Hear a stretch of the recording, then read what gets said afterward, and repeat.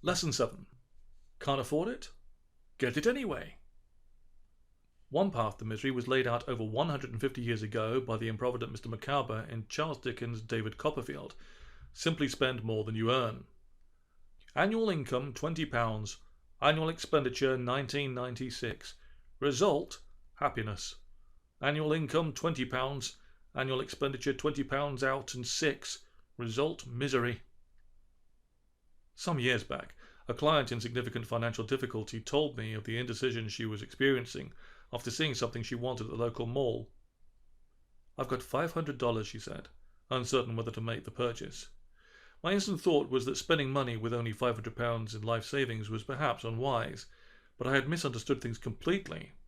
It turned out that she had no money at all, but on one of her credit cards she had $500 remaining on her limit.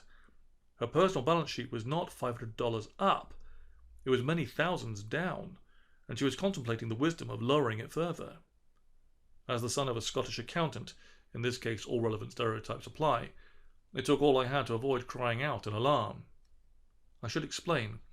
It was not this client's goal to feel worse, and great part of her anxiety was caused by her financial situation, and a sense that, as a result, she lacked the freedom to maneuver in her life, change her job, move apartments, travel, respond to emergencies. Her credit cards were handcuffs. For the person striving to feel worse, credit is one of the primary freeways leading there. It is widely believed that money cannot buy happiness, but lack of money can definitely purchase misery. This can be true even if a person lives in relative comfort, with a good home and assured access to food and other resources. As one gets closer and closer to the financial wire, misery-inducing stresses proliferate. Difficulty paying the bills, phone calls from creditors, having to cut back on the basics. Perhaps the greatest stressor is the sense of impending doom, that, no matter how pleasant one's current circumstances may be, at any moment they could be swept away. Money may not be able to buy happiness, at least not directly, but it can certainly buy freedom from fears of financial ruin. Imagine yourself perched on a branch dangling over a rushing river. A vision of fulfillment rests gently on the far tip of the limb, over the deepest part of the torrent. Hypnotized, you inch yourself further and further out, hearing creaks and small snaps as you go. You are perfectly dry, and it is a warm, sunny day. The misery that overtakes you is the awareness of what may shortly happen. Another client sought out therapy during a long period of unemployment following an unceremonious firing. He soon worked wonders on himself and landed an executive position with a prominent firm.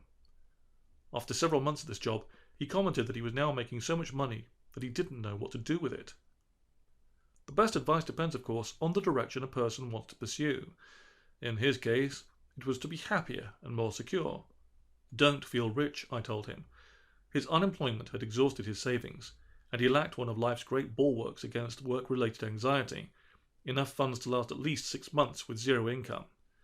Following the lyrics of a popular country song addressed to this unpleasant employer, this is commonly called "Take this job and shove it" money. Had my client been an aficionado of the course upon which you, dear reader, are embarked, the advice would have been very much different. Assume that your future income will match or exceed your present income and spend accordingly, or a little bit more. Assume debts, even your credit limit, raised, and then use it. That's what it's for. Even with a high income and a good job, misery will ensue. Debt is an indispensable tool in this production of unhappiness. But wait, I hear you protesting. I'm not just going to toss money from the rooftops. I'm going to buy things I really desire. Won't the pain of ongoing debt be assuaged by the joy of acquisition? It certainly will, but only briefly. Debt, like diamonds, can be forever. It is the gift that keeps on taking.